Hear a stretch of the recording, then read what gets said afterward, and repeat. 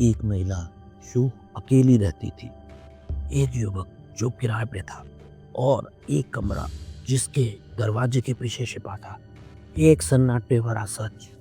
23 जून 2025 हिमाचल के सोलन जिले में एक ऐसा हादसा हुआ जिसने पूरे शहर को हिला कर रख दिया। 56 साल की संतोषी देवी अपने ही घर में मृत मिली और बगल में पड़ा था प्रेम, उसका किराएदार, और उसके मुंह से झाग निकल रहा था।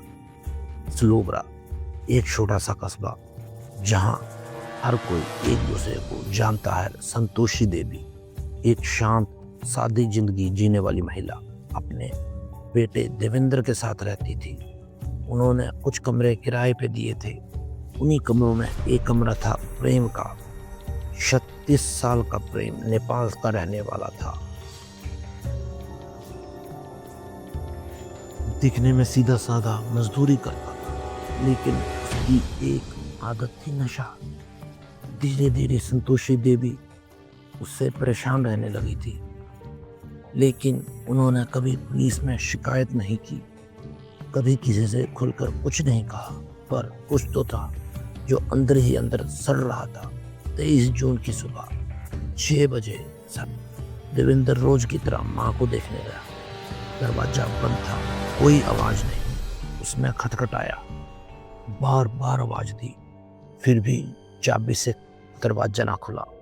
दरवाजा तोड़ा गया और उस कमरे में जमीन पे पड़ी थी उसकी माँ संतोषी देवी। नीला पड़ चुका था शरीर, कोई हरकत नहीं। बगल में था प्रेम, बिल्कुल बेसुध, झाग भरा हुआ मुंह और हाथ में कीटनाशक की खाली शीशी। पुलिस को तुरंत बुलाया गया। एसपी गौरव सिंह खुद मौके पे पहुंचे। प्रेम को आईजीएमसी शिमला भेजा गया। डॉक्टरों ने कहा वो बच जाएगा, पर अभी भी सवाल सिर्फ एक था, क्या प्रेम ही कातिल है? कमरे में जो मिला, शराब की खाली बोतल, संतोष देवी का मोबाइल, प्रेम का फोन और जहर की खाली बोतल। कोई स्ट्रगल का निशान नहीं, कोई चिल्लाने की आवाज किसी ने नहीं सुनी। पुलिस का अनुमान था पहले हत्या की गई, फिर आत्महत्या की कोशिश, पर अभी भी कुछ साफ नहीं था। मकसद क्या था?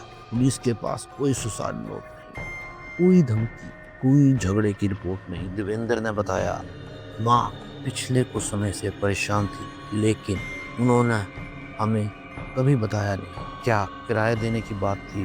क्या कोई बहस? कुछ ऐसा जो बाहर से दिखता ही नहीं था।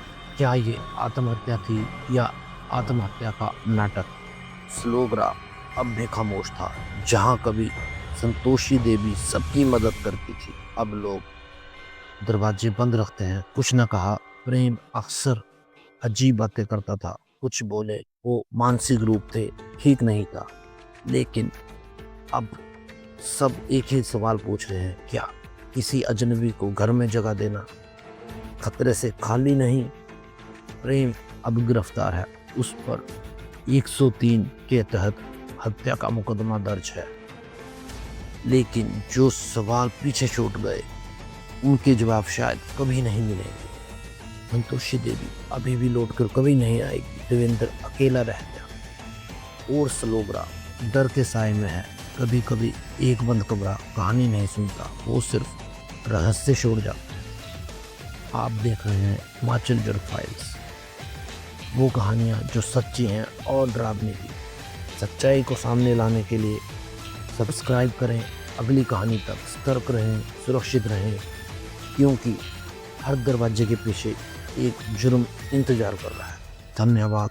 जय हिंद।